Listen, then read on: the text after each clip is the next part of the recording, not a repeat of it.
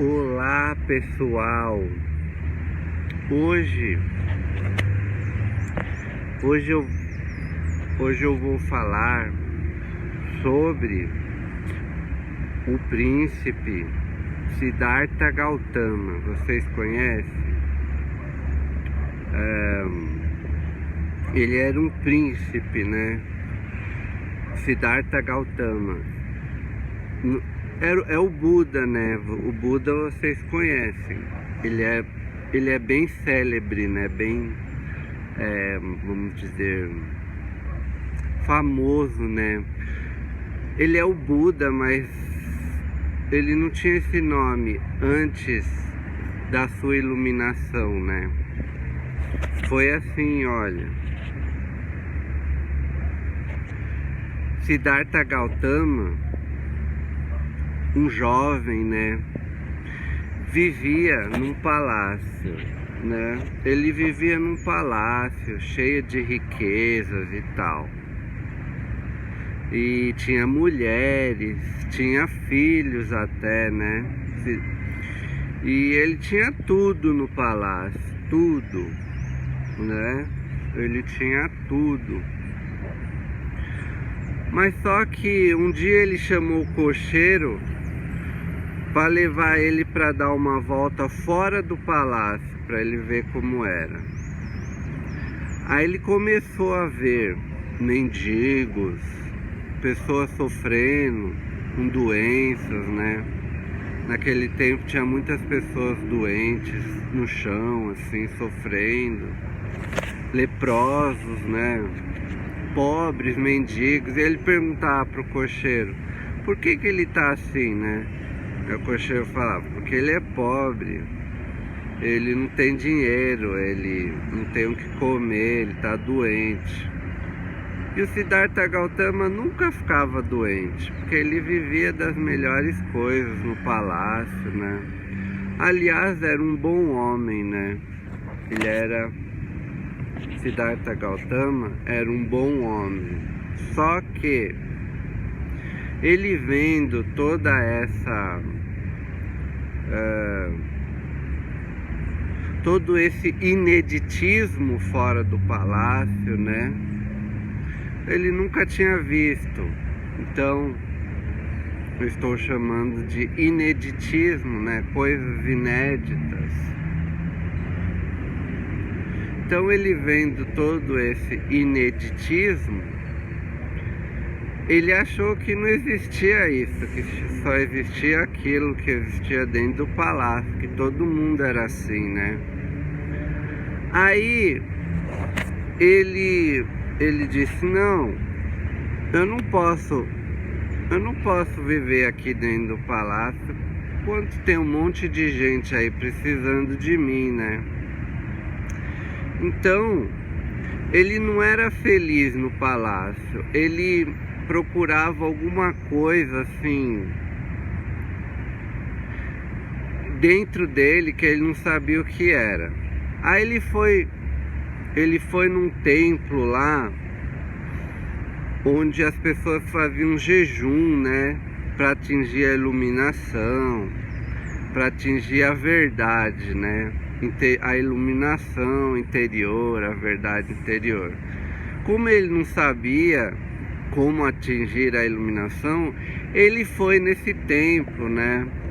E o pessoal lá não comia nada, só comia assim excremento de galinha, de porco, assim, cocô, né? Eles comiam um cocô. Então o Buda começou a comer fezes, assim, só fezes, não podia comer mais nada. E ele ficou bem magrinho, né? Ele fez isso por 8 anos, comeu fezes por 8 anos, é verdade. Só que aí ele estava cansado já, ele estava quase morrendo de fadiga já, o corpo dele não aguentava mais, sabe? Ele falou, não, aqui eu não vou atingir a iluminação, né?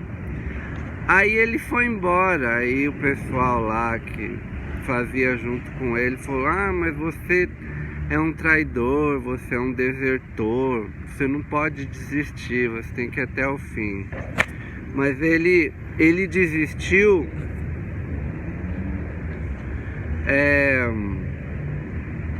porque ele teve uma revelação, né? Quando ele viu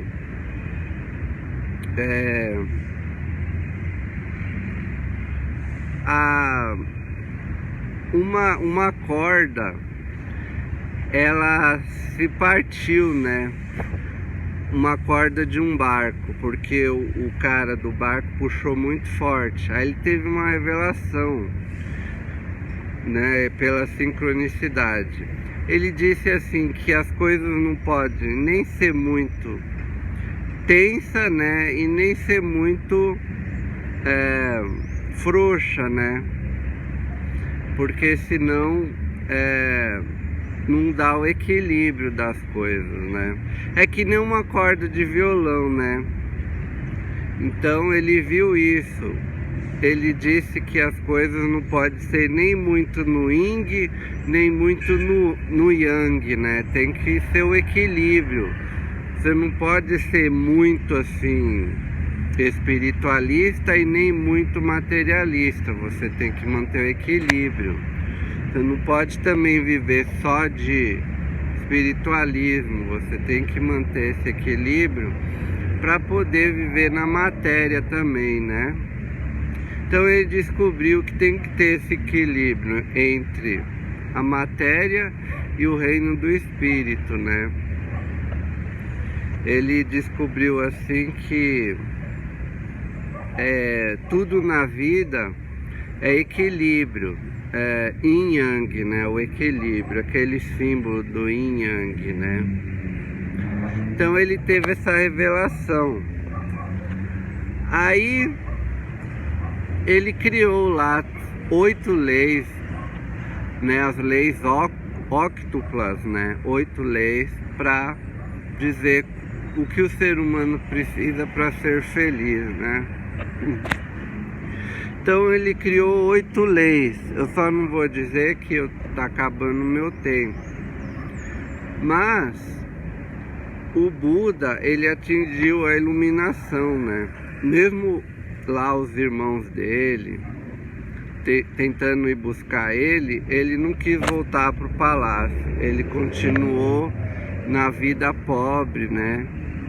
Junto com os pobres e tal, ensinando que o caminho da iluminação, de ser feliz, não é você deixar de comer cocô, não é nada disso. É você ter um equilíbrio. Você não pode nem ser muito da matéria e nem muito do espírito. Você tem que viver essas duas coisas, o interior e o exterior. Você não pode viver só meditando, né? Então, essa é a verdade, né? O resto, assim, gente, é lenda, né? Que o Buda teria nascido de um elefante branco, que a mãe dele nunca gerou ele, porque teve um sonho com elefante branco e gerou ele sem relação carnal, né? O resto é lenda, o mesmo que fizeram com Jesus, né? Fizeram com Buda também. Muita coisa das coisas do Buda é lenda, mas o Buda, ele não era feliz no palácio. Ele encontrou a felicidade através dessa viagem interior, né?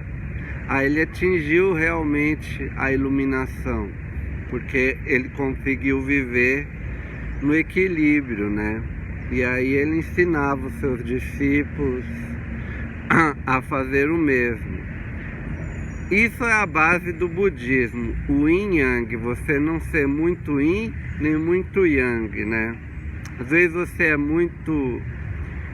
quando você é muito yang, é quando você está muito alto.